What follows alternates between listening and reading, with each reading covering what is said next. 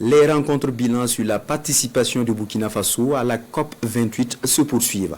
À Bobo-Dioulasso, un atelier a présenté les grandes conclusions de la conférence aux acteurs de la région des Hauts-Bassins. Une cinquantaine de décisions résumées en vue de susciter leur implication pour des actions futures en lien avec les changements climatiques. On voit cela avec Betty Bienao et Adama Julien Dambélé.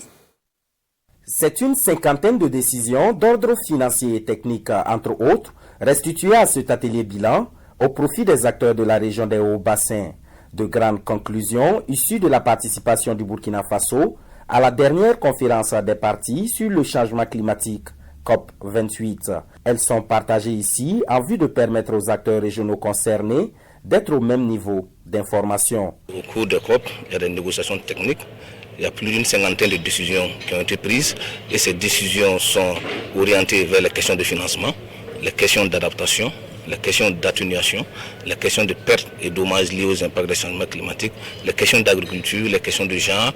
Donc de façon concrète, il y a eu un fonds qui a été opérationnalisé pour permettre de faire face aux pertes et dommages liés aux impacts des changements climatiques.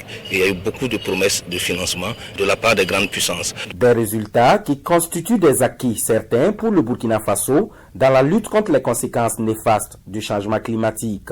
Et cet atelier bilan vise surtout une implication de tous les acteurs pour des actions futures. Nous attendons qu'ils suivent ces restitutions-là pour voir qu'est-ce qui a été recommandé.